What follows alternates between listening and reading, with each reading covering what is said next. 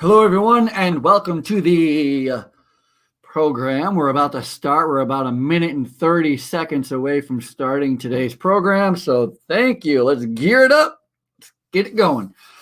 Hope everybody had a wonderful holiday. Looking forward to the year end. I know I certainly am. Here we go. India, if you wouldn't mind, if you could just check in with me and let me know that you can see and hear me and everything is good on your side. That'll make me feel a lot better about things on my side.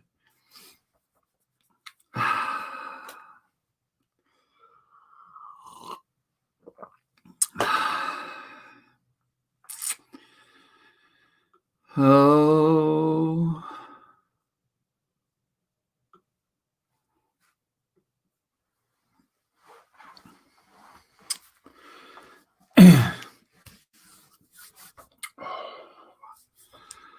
It's a little cold in my office today. So cold in here. Here we go.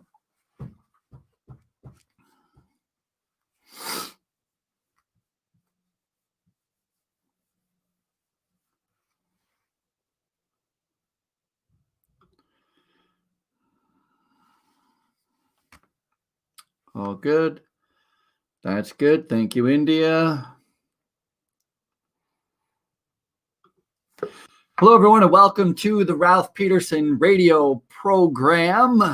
I am your host, Ralph Peterson, and I could not be more delighted to be here with you today, the last Tuesday of 2020. This is our last show of 2020. It has been, well, how to even define this year, right? It's been a whirlwind year that has been filled with more lows than highs, and I think it is a year that many of us are not going to forget for an awful long time, perhaps even against our best efforts to do so. I know that I'm looking forward to try to put a great deal of 2020 behind me, and I fear I'm going to be reminded of it more perhaps than any other year. So let's see if we can move on, because at the same time, even though 2020 has been very challenging for all of us, personally, I got to tell you that I have a lot to be grateful for in 2020. This show being one of them,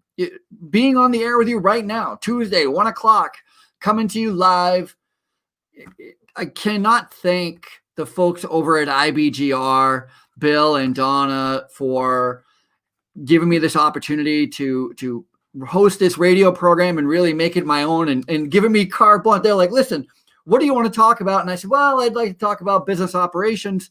And they're like, perfect. And I said, well, and I'd also like to talk about myself. And they're like, great. And I was like, well, and I also would love to talk about what's going on in the business world. They're like, that sounds fantastic. I mean, everything I said I want to talk about, they were more excited and completely on board. And they've given me complete reign over here. And I could not be more grateful to them for giving me this opportunity, because I love it. I think I'm having the best time, and I hope you're having the best time as well. And there's one other person that I really have to thank, and that is a lady named Ali Nietzsche.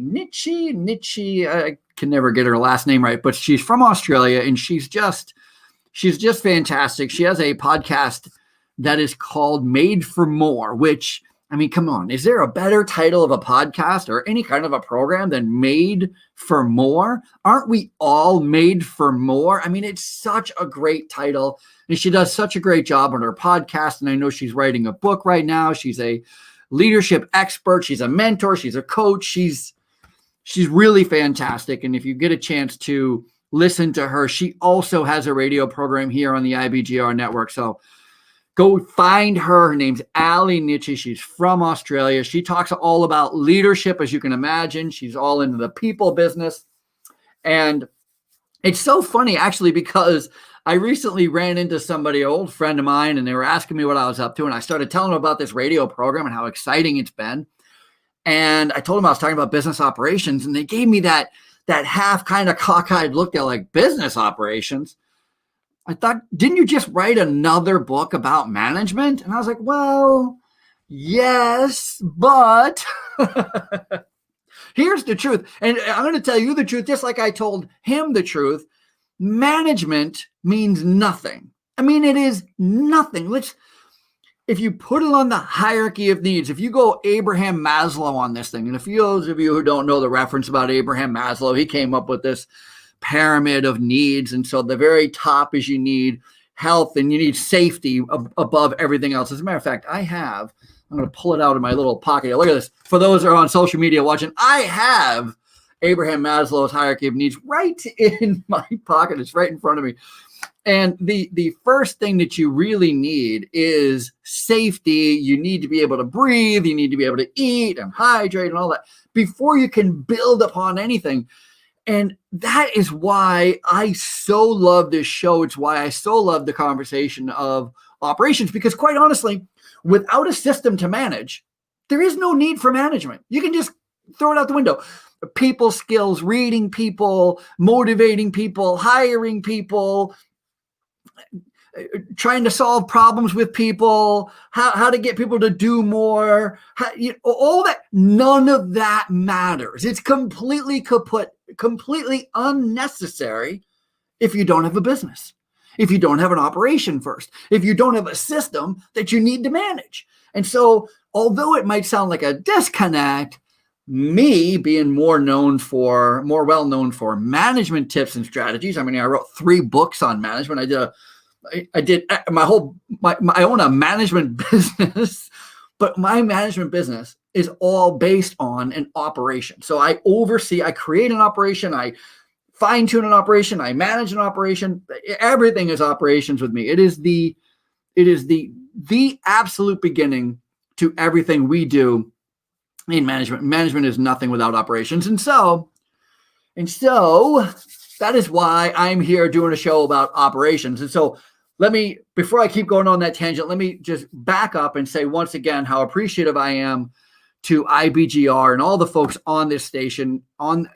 If you cannot find a better quality of people host, these are business owners who are doing radio shows for other business owners. I mean, it's you want the inside track, you want to get ahead, you want to grow a business, you want to make more money, you want to be happy, you want to align your true values with what it is you're doing in this world to make a living and support yourself and your family. You gotta listen to programs like this. You gotta listen to shows, radio stations like this. This should be the only place you go. And so IBGR, go to ibgr.network if you would like to listen to the show. And by the way, I keep saying this, but it's so true.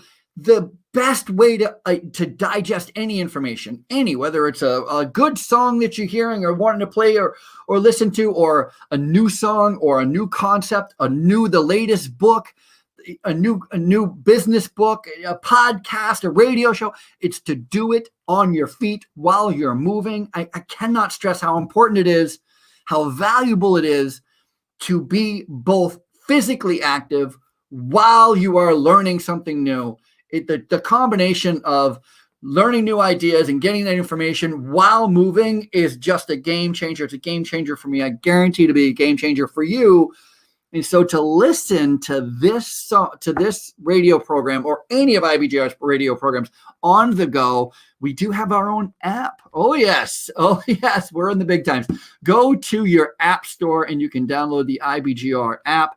You can listen to us on the go. As a matter of fact, you should be listening to me with headphones right now. You should be walking outside. It's gorgeous out there. All right. When some parts of the world it's gorgeous, other parts it might be rainy. You know what? If it's rainy, get out there anyway. Get out there and get some. Don't let the rain stop you. Don't let the snow stop you. Don't let your own self stop you. I will admit that I have been reading Jocko Willink every morning, and so every morning it's just a relentless. Don't you dare let anything stop you. Just keep going, keep going. I'm ready to go to war. I'm like 30 pages into this book, and he just prepares your mind for battle. It's so great. Jocko Willink. No shameless plug. One of my favorite all-time war heroes, Jocko Willink. Go find that guy. You want to be motivated. Holy crap. That guy will motivate the socks right off you or on you. As a matter of fact, he'll make you put your shoes on when you go to sleep. Sleep in your shoes. So you have even less of an excuse to get up and get some when you get up. All right, Jocko Willink. Here we go. Anyway, go. So download the app, get on your feet, listen to this program while you're out on the go. It is the best way to listen to it. If you want to be part of the program, you can go to ibgr.network and join our community of commerce. It's free. Join up with us for free. There are so many things to listen to and so many ways to connect. There's an orange question mark in the bottom right-hand corner. You can click that. If you would like to comment, leave a question, you have anything you want to add to the show, just leave it there. Also, we are live on Facebook, Twitter, YouTube. We're live on both Ralph Peterson, my channels, my personal channels, and on IBGR. So we have a big audience out there and a lot of ways to connect and watch or listen to this program and others like it. So please do. And let me say this, because I know that Allie did not need to. I had a great conversation with Allie. We did like an hour-long podcast. And at the end of the podcast, we stopped the recording. We just sat there for a minute, just catching up and saying how the show went and if we could continue to support each other. And she said, Ralph, I know this radio show that's looking for really great hosts who have really great ability to give good content. She goes, I would love to recommend you to them. And that's how this all started. So let me say this. Before I move on to the next thing, I want to just say that we are growing. IBGR is growing. They're always looking for great hosts, for people who are in some sort of business, whether you're in, doesn't have to be operations. You could be in the people business. You could be in marketing, sales, strategy, finance, any kind of business operations. They are always looking for new programming, for new hosts. And so if there's anything that I can do, if you're interested in learning more about that opportunity, if you need an introduction and you would like me to help you get that introduction, I'd be more than happy to do it. There's nothing better than doing this radio program, giving back to the community that you're involved in, learning from the community. It's super, super fantastic. So let me ask you guys a question before we go to our first break here. How many of you are coming up with a New Year's resolution? How many of you are those types of people who go, you know what? This year I'm going to what? How many people out there are dying? We've got a list. I used to be such a big goal list maker. I used to write down all my goals and what I'm going to do. And I don't know why I don't do it so much anymore, but I really don't do it so much anymore. And not only that, but my list were always about things that I was going to do. I never liked the idea of the resolution of what I'm not going to do. I love the idea of what I am going to do. I'm going to pick up a hobby. I'm going to eat fewer calories. I'm going to read more books. I just read, we're going to go on this, we're going to get more into it on the other side of the break, but I just read this great little fun little New Year's resolutions, like eat more donuts.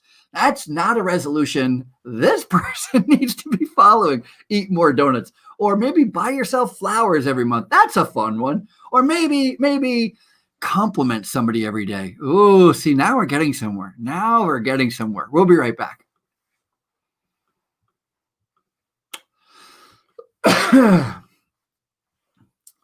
Okay, here we go. Timing sounded fine. Oh, I forgot about the banner. Sorry about that. India, thank you for doing that. Okay, sounds good. Everybody's good. India's good. Bill is good. Okay. Let me move that over.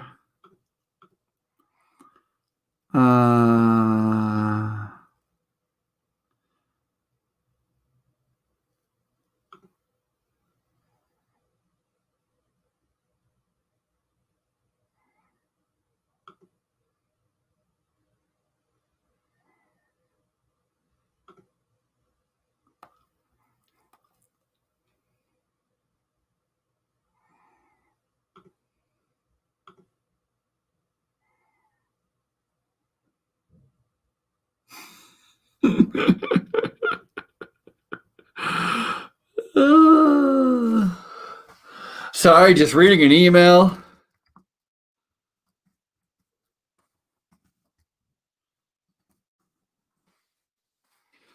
Everybody has an idea of how everything is supposed to go, and nobody wants to be wrong.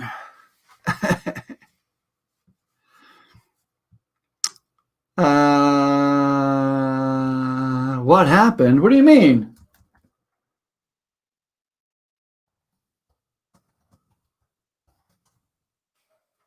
What happened to what? What happened to what? Here we go.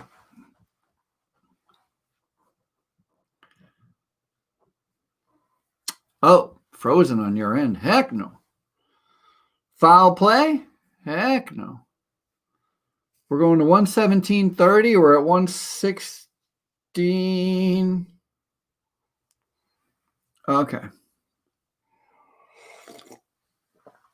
All right. Rock and roll.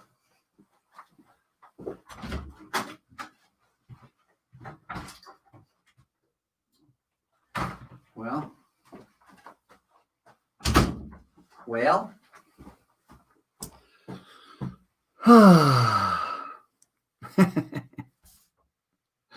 Living the vida loca.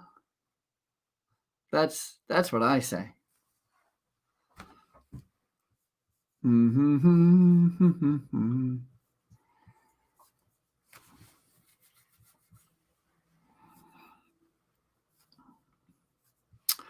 All right, here we go.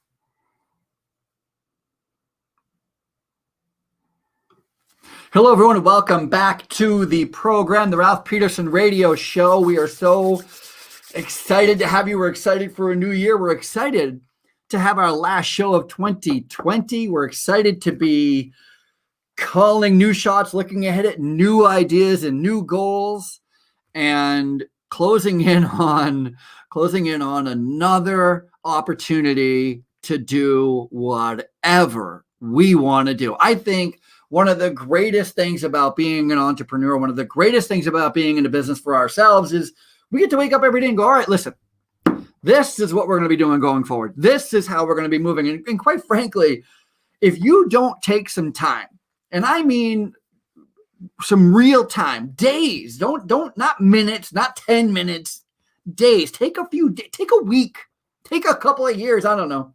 I think I've actually been doing it for a couple of years, to be honest with you. But take some honest, specific time, set some time aside, and not only reflect personally with yourself, asking yourself those big, big questions like what it is you want to be doing with your life. You only got a little bit of time on this planet. You only get to inhale and exhale so many times. What do you want to be doing while you're doing that? Since we have such a small amount of time to be doing it, take some time to reflect on that, both personally and then expand it a little bit. Get some feedback from people you trust and love and admire, and just start that dialogue about, hey, this is what I'm thinking.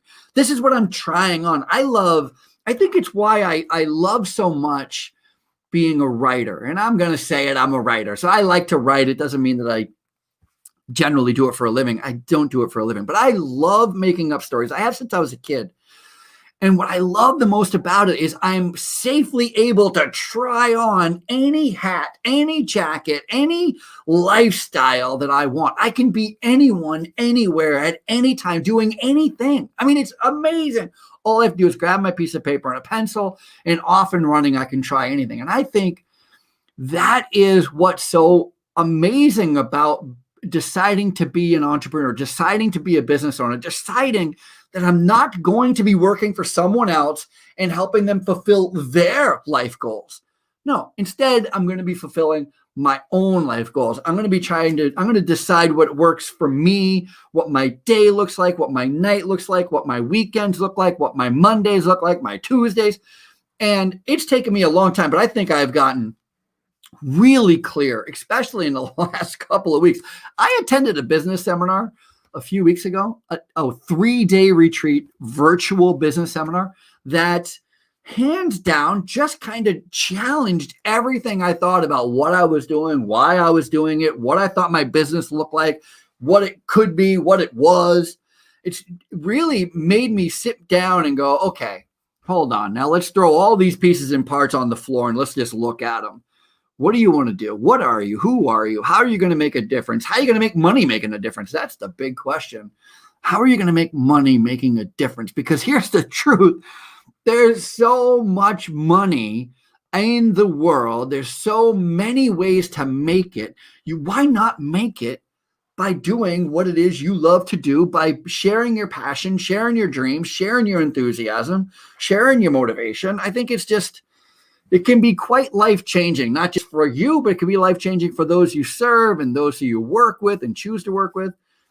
I've just had the epitome of all epitomes. I'm going to tell you, let me just come clean with you right now. I have for a long time struggled with who I am, not really who I am, but who I serve and what I do, because I work in a weird industry. I work in long-term care, and long-term care is a weird industry in that I started in long-term care as a housekeeper, legit as a housekeeping manager, but a housekeeper. The first 2 weeks I was in my first nursing home, all I did was clean resident rooms and common areas and clean windows and elevator tracks and stairwells. I mean, I legit just cleaned.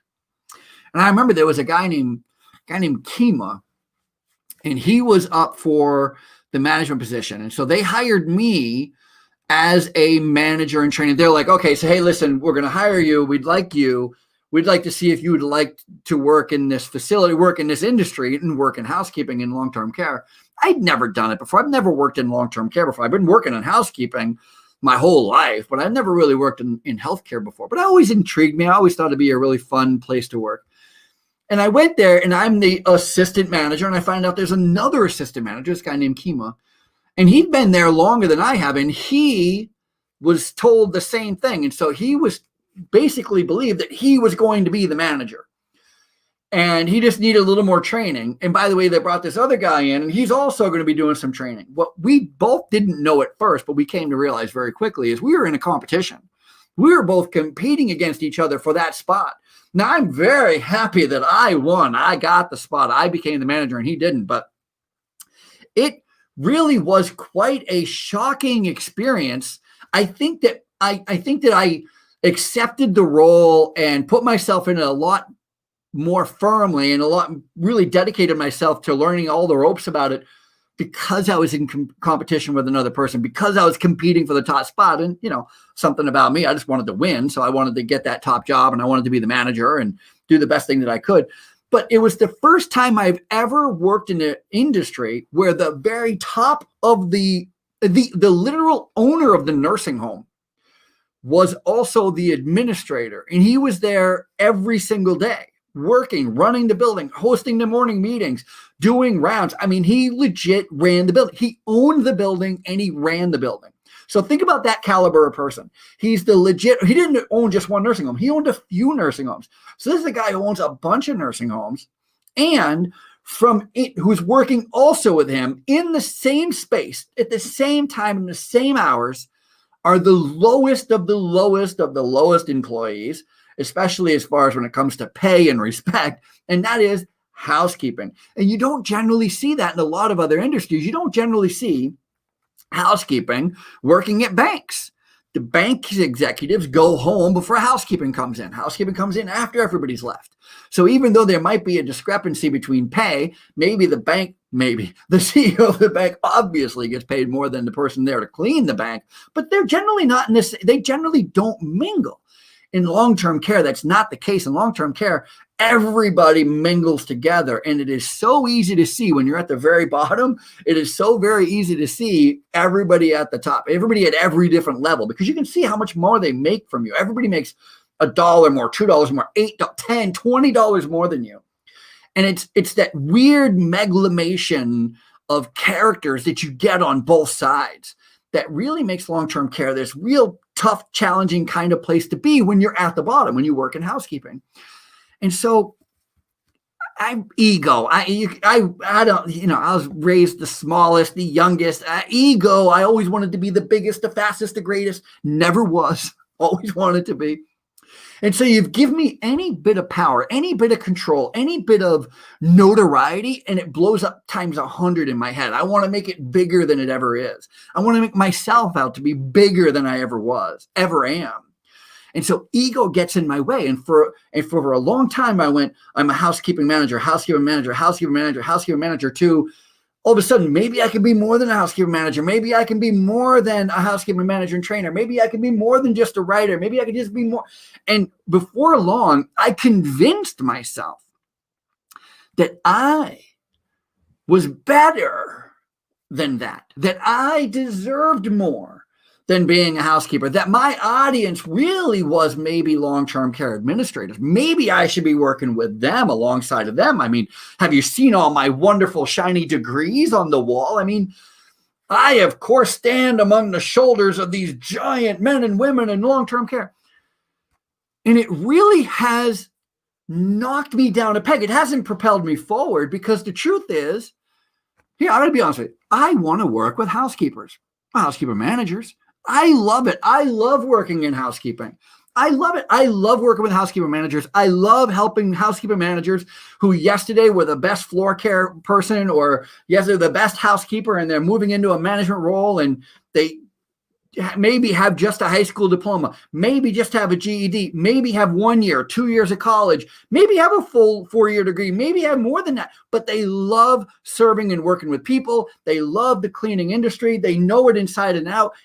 Housekeeping is not, I gotta tell you, housekeeping is not a dummy field. You have to be extremely smart to work in housekeeping effectively. You have to be, we're talking about operation management times 10. I mean, we're constantly being inundated with trash and people not clicking off their shoes and projects and I mean, you name it, not to mention all the people problems with the attitudes and the aggression and the accusations and the down looks. And it's just on and on and on. And so for a long time, I thought, you know what? I'm better than that. I don't want to. I came in working in housekeeping, but I'm just here for a short time, and I'm going to get out of here. I'm not going to be in housekeeping for long. Well, here it is. I'm going into 2021.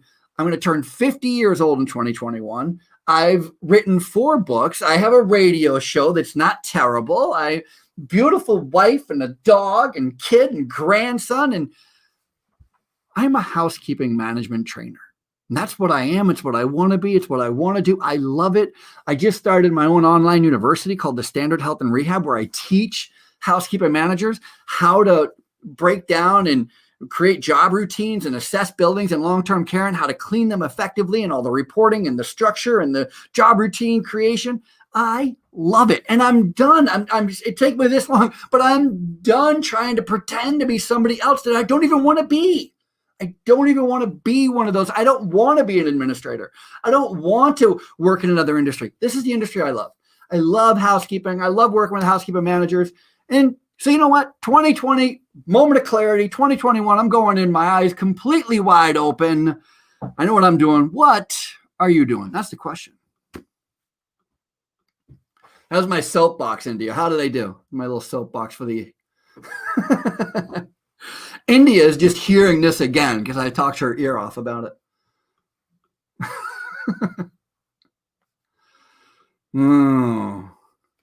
Here we go.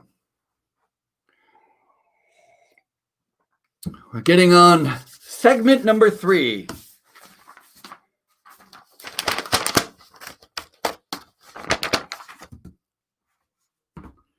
Oop, hi.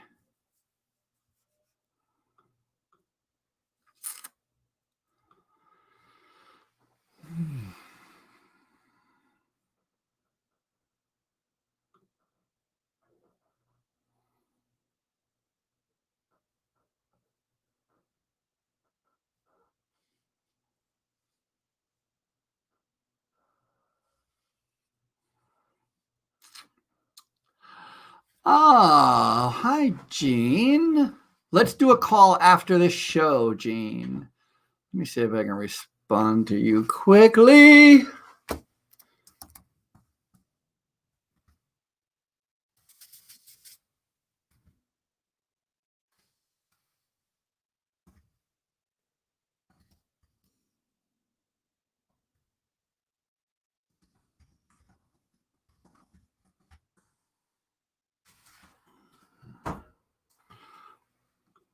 Yes, we'll do a call after the show. I got to tell you, it's hard managing a business while trying to do a radio show in the middle of it. Or it's hard to try to do a radio show while trying to manage a business in the middle of it. Whatever. You know what I'm saying. Good, India. Good. Me too. For those of you who don't know, India is texting me during the show the entire time. She's keeping me on course. So when you hear me talking to India, like, who the hell is he talking to? She's over there.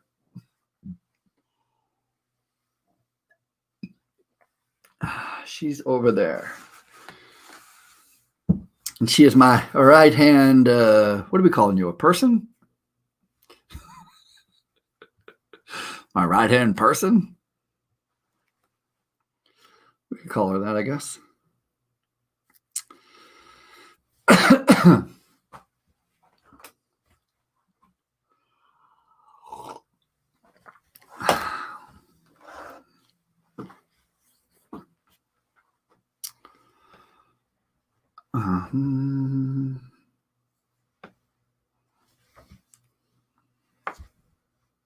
All right, here we go.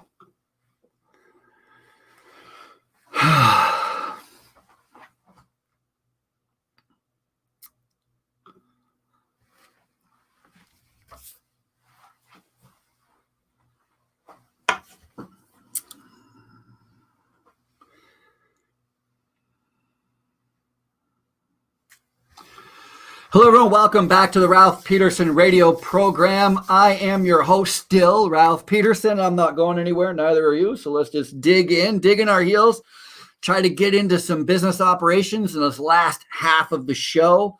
There's so much to talk about. There's so much going on in the business world today. I got to tell you, I live pretty close to New York City. And so everything that happens in New York City, I feel like affects me in some weird way. And I try my best to both pay attention and not pay attention. I don't know if you've ever had one eye on crisis while the other eye is on sunshine. By the way, I just heard this great quote by David Goggins. I don't know if you ever heard of David Goggins, but he wrote this book called You Can't Hurt Me, which if you've got time to read a book, that's the book to listen to.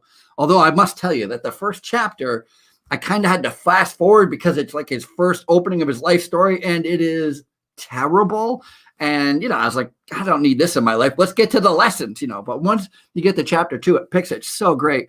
And he talks about some people believe there's a light at the end of the tunnel until your eyes adjust to the darkness. Just think about that for a minute. That whole concept just blew my mind. Like, wait a minute.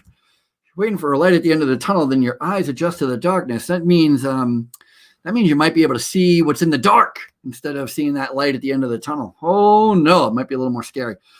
Anyway, in New York City, it is estimated that one third of all small businesses that have already closed.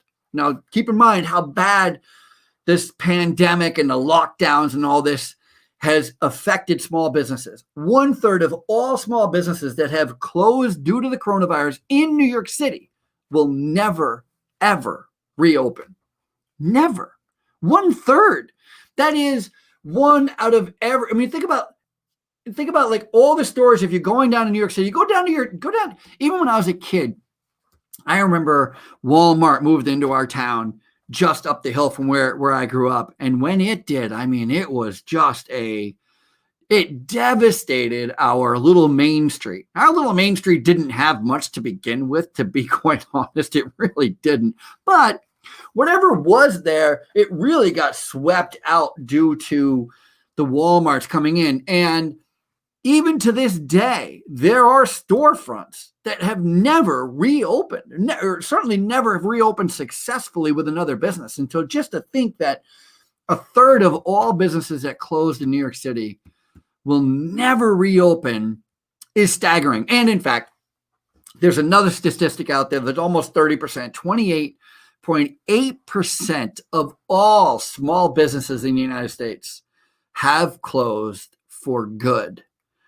28.8%, almost 30% of Americans who had a dream, a vision, a drive probably some bank loans, a couple of employees, probably some contracts, some mortgages, some deeds that they have to pay off, some contracts have closed their doors for good. They will not be able to reopen. That's the bad news. That's the devastating, that's the oh my gosh news. Here's the other side of it. At the same time that there's nearly 30%, 28.8% of businesses closed this year for good, small businesses, there have also been a record 43.3% of new business applications this year over last year. Last year at this time, there was 19% of 19% of new business applications. And this year there's 43.3%. That means that people are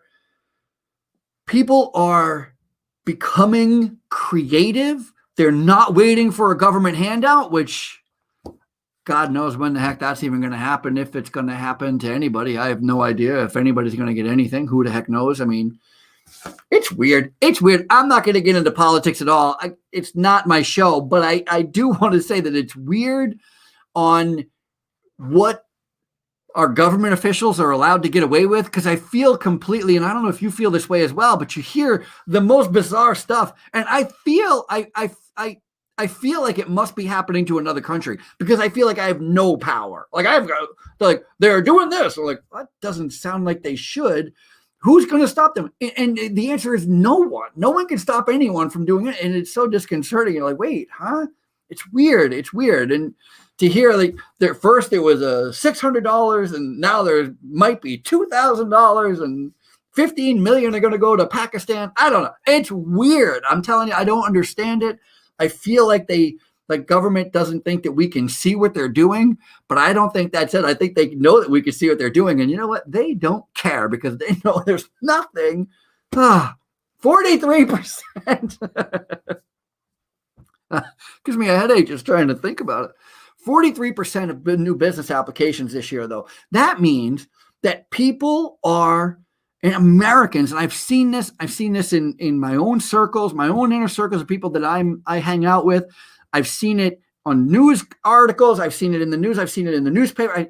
You hear it on the radio. People in America are unstoppable. I mean, 28% closed while 43% new open. And people are coming up. I'm seeing people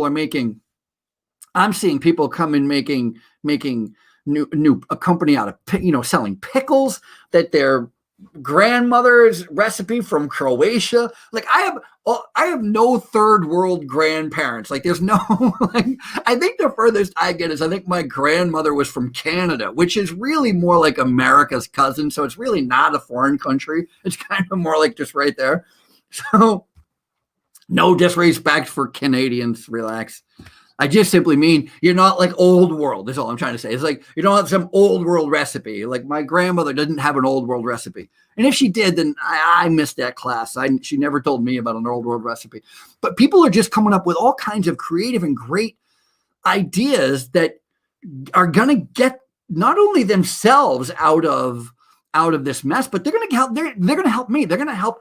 I just read that Amazon is going to be the most powerful company. I mean, it's an estimate, of course, but it would make sense that Amazon's going to be the most powerful company in the 2020s.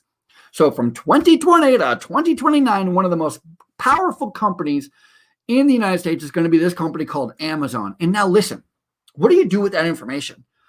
That is gold mined information. That is, imagine if you could make that prediction, if that's true. If it's true, how do you build a business that serves the needs of Amazon customers? Because I'll tell you, Amazon has got a big problem. They have the same big problems that every big company has. So let's talk about it. From a logistics point of view, they have a shipping problem. They have a cardboard supply problem. They have a return problem. They have a get the product to them quicker problem. They have management problems. They have HR problems. They have oversight problems. They have system problems. They have every problem you could think of, Amazon is facing times 100, times 1,000, and all you have to do is solve one of their problems. You can just make a list of the top 100 things that Amazon's going to be running into for operations and try to creatively come up with a new way of solving one of those problems for them. And it is a way that, I mean, you see those little sucker fish on a whale or on a shark. They're not interested in competing with the shark. They're interested in feeding off the shark. And that's, I think, a super smart strategy going into the 20s. If in 2021 and beyond, for an entrepreneur like me, I'm like, boy, how do I solve an Amazon problem? Because you solve one Amazon problem, they might give you an opportunity to solve another, which they might give you another opportunity to solve another. Almost all of a sudden, you could be the type of company that's solving 2, 3, 4, 5 problems for Amazon. You know how much money Amazon has? You know how many problems they would like not to have? I mean, I'll tell you, Amazon wants 0 problems. And they've got a lot of money to help not have problems, right? They're looking for creative people, entrepreneurs like us, to go out there and figure stuff out. I think one of my favorite stories is about the JFK. It was either JFK or LaGuardia, 2 of the major airports here in New York City. One of those 2, it might be LaGuardia, but it might have been JFK. I'm not sure which one. But one of the biggest challenges that Delta Airlines was getting, one of the biggest complaints they were getting from their customers was how long they had to wait for their bags.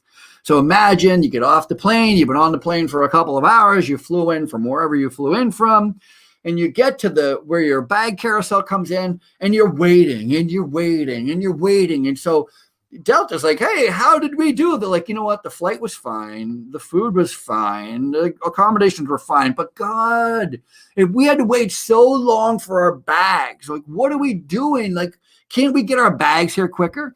And so Delta did what Amazon is doing right this second.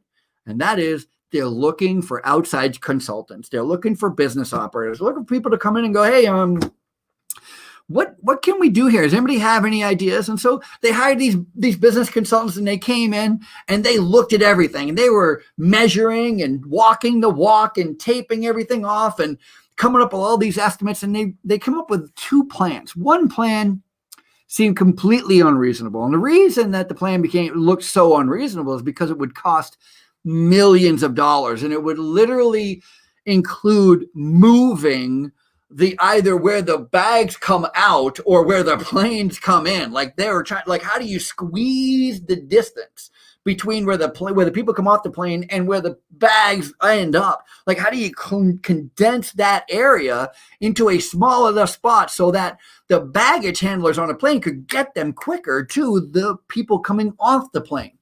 And the answer to that is, I mean, millions and millions of dollars. However, this other guy came in and said, I think you guys are looking at it wrong. And it was this one guy with this one idea that changed the way Delta Airlines handled all baggage in all airports going forward. And we're going to talk about it right on the other side of this break. Well, hopefully that went out, India. Did it go out? Because I don't know if I ran out of time. I was trying to tease it up. Sometimes. Yes, sir. Bill wants to know if I'm serious about housekeeping. Yes, I'm serious. That's what I do. That's what I do.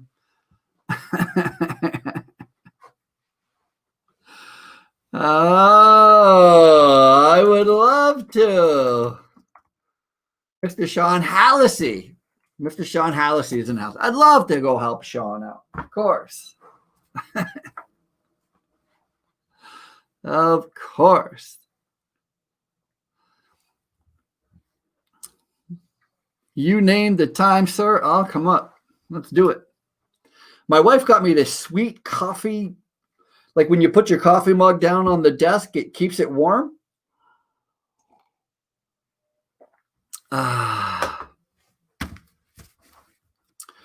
And I love it. It's super smart. It's like it's not on all the time. It's only when the coffee cup is on it. So it's pretty great.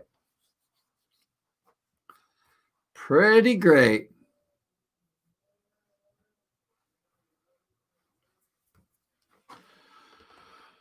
Of course, I'm two-fisting.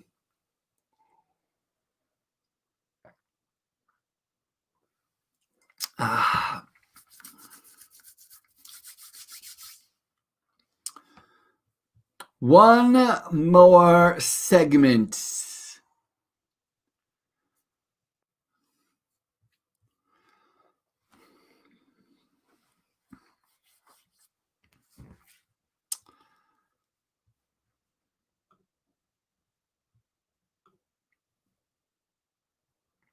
Ba, ba, ba, ba, ba, ba.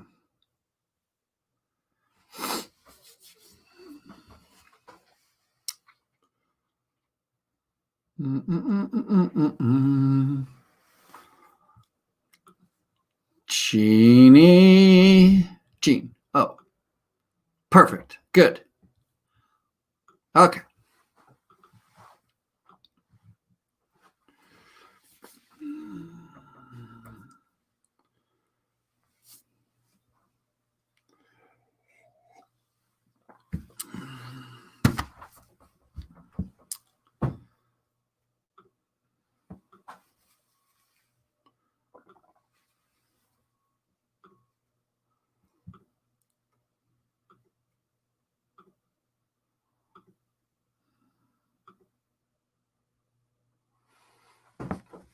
All right, here we go.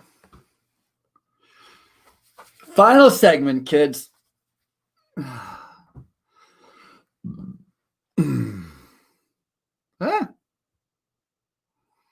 Almost didn't get my timer started. Hello, everyone. Welcome back to the Ralph Peterson program, the last and final segment of 2020. Let's all take a deep breath. Exhale slowly. Inhale the good. Exhale the bad. You know, when I quit smoking, good Lord, when did I quit smoking? It had to be 20 years ago. It's going to be my 20th year of non-smoking. I know, not to brag. You're not supposed to smoke. I know. But one of the things that I didn't know about smoking, because I always thought smoking calmed me down. Like, that's how do I relax? I relax when I smoke. What I didn't know is physiologically, I had to take a smoking cessation class to learn this. But physiologically, all you're doing when you're all stressed out and you're going to go have a cigarette is the only thing you're doing is taking a deep breath in and exhaling a deep breath out, inhaling a deep breath in. Of course, you're doing it with cigarette smoke, and you think it's the cigarette smoke that is calming you down. It's not. It's the literal inhale in, take a deep breath, let it out slowly. See that? I just helped you quit smoking. That's what worked for me. A little bit of breathing, that, and learning how to do dishes and getting your hands wet and keeping a clean kitchen. And there's a whole list of things I could go through. If you're interested, I'd love to tell you, because quitting smoking was a lot easier than I thought it was going to be. But let's get back to the operations. This guy came in, recap of the last segment. We had this guy come in, we had a bunch of consultants come in trying to figure out how to get the bags closer to the departing area of the plane so that the customers did not have to wait. And then because they couldn't figure it out, it was going to cost millions of dollars. They finally got this other guy come in, and he does the whole thing, does the walk. He sees everything, and he goes, the problem or the solution to the problem is not bringing the bags closer to where the people deplane. No. The answer to solve this problem is you have to get rid of the staircase that makes it easy for the passengers to get to the carousel, to get to their bags. If you get rid of this staircase, then they have to walk all the way down, half mile. It goes from a 5-minute walk to a 20-minute walk. Literally, think about that. Instead of giving your customers a 5-minute walk, you give them a 20-minute walk. And by the way, we're not talking about a walk in the woods. We're not talking about a walk outside in the weather. We're not talking about a bland hallway. No, we're talking about a mall-like atmosphere where there's all kinds of stores and duty-free and bagels and pizza and restaurants and all kinds of activities and things to look at. Sure, you're still pulling your carry-on bag. You're still trying to tell your kids to hurry up. There are massive crowds. It's difficult. But you take that 20-minute walk. You finally get to your baggage claim, And now what's happening? As soon as you walk down, there are bags coming off the conveyor belt. And you're like, this place is the greatest ever. I can't believe how fast the bags come off. The bags, friends, have not gone any faster. That is how long it took bags to get there before. All the guy had to do was reduce your ability to get there as fast. It's that kind of business operation. It's that kind of thinking. Going into 2021, trying to think, gosh, I hate the term outside the box, but what the hell? Trying to think outside of the box, trying to come up with a new way of solving a problem. There are more than just one direct way to solve a problem. And that story just so illustrates it for me. So nice. I think it's one of the greatest little operational. And you know what? Here's the other part. There's so much money in it. And let me give you an example of how operations helps increase profit. I don't know if you know this, but about 1.8 billion with a B, cans of Coke are sold every day in the world. Billion. 8-ounce servings is actually how the article puts it. 1.8 billion 8-ounce servings of Coca-Cola are sold every day in the world. 1.8 billion. Now, 1.8 billion. Just imagine if you're looking at that line, if you can just get it in your head what a Coke factory looks like on the inside, how it has all kinds of ingredients coming in from one end and a product coming out of the other. And those ingredients meet like a Y. So on one end is the actual ingredients inside the can. On the other side of the Y is the actual can and the ingredients to make the can. And they come together, the can already made and the product already made and the Coke going in the can and being sealed up and shipped off. That's the process I want you to think about. You have the Coke on the one side, the can on the other, and they meet in the middle, and then they get from the middle, from when they meet, off into shipping, and they get traveled all around the world. If you can identify, if you can study that process and come up with a way to save them 1 penny, 1 cent, just one, per serving. 1 penny savings per serving. You would have found a way to make Coca-Cola $18 million more dollars a day.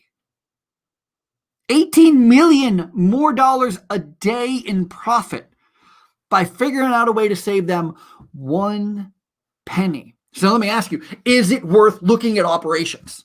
The answer is yes. I mean, that's where we make all of our money. Operations.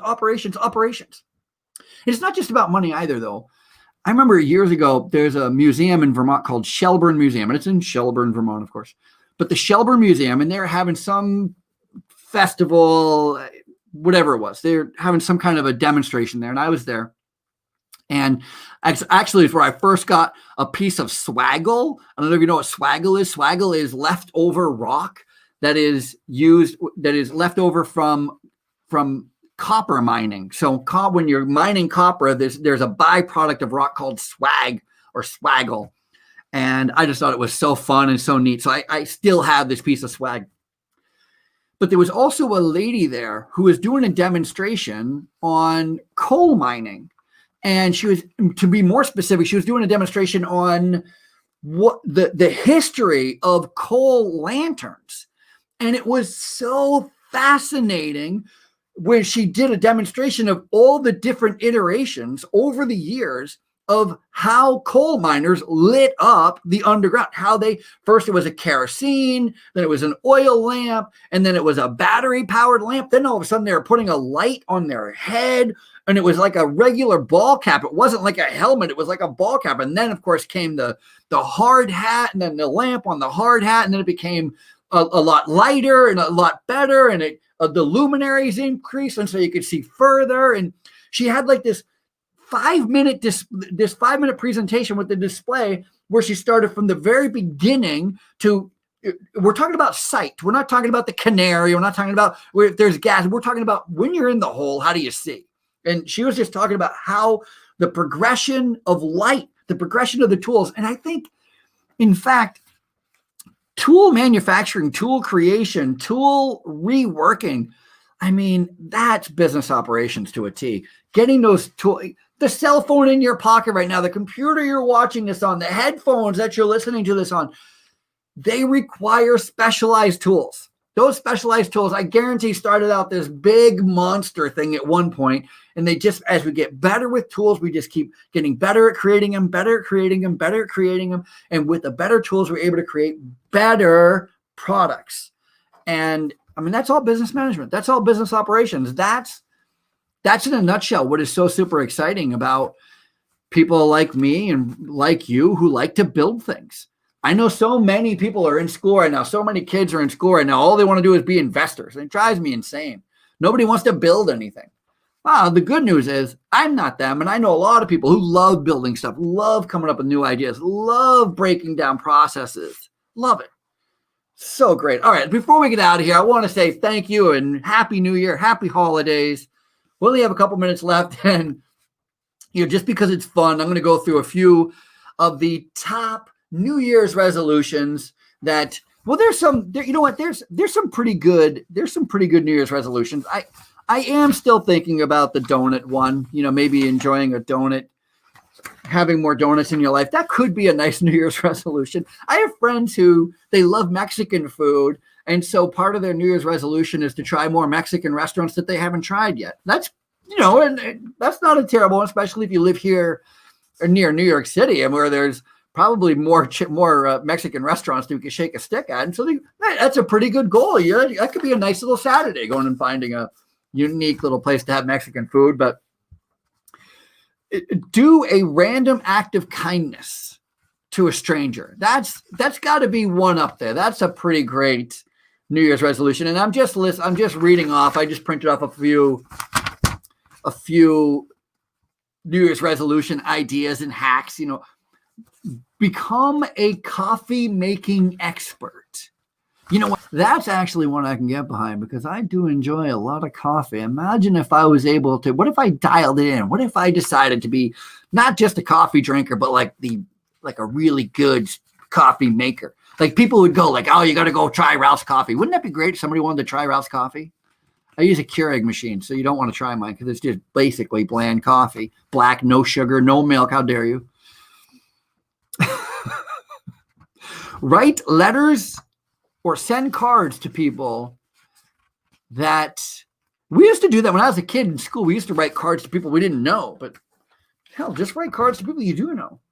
Express gratitude. Expressing gratitude. There's nothing wrong with expressing a little gratitude. What if you decided to have brunch with your friends every Sunday? That's a nice. What if you decided to start your own business? What if you decided, you know what, I'm going to start listening to this IBGR radio. I'm going to listen to this guy named Ralph Peterson talk about operations and every other damn thing that comes to his head. That's how I'm going to spend every Tuesday at 1:00. Tell your friends, tell your mom. Everybody wants to listen, should be listening. Happy New Year, everyone. Thank you so much for listening. Thank you for this year. Let's make next year our year. Indeed. All right, that's it for me. Stopwatch, stop timer. Ma. All right. That's it. Let me sign off on a couple of people.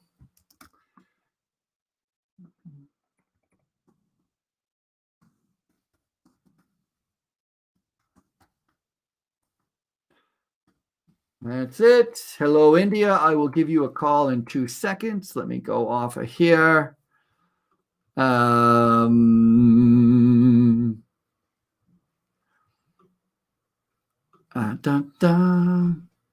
you all for watching, listening, viewing, whatever it is you were doing.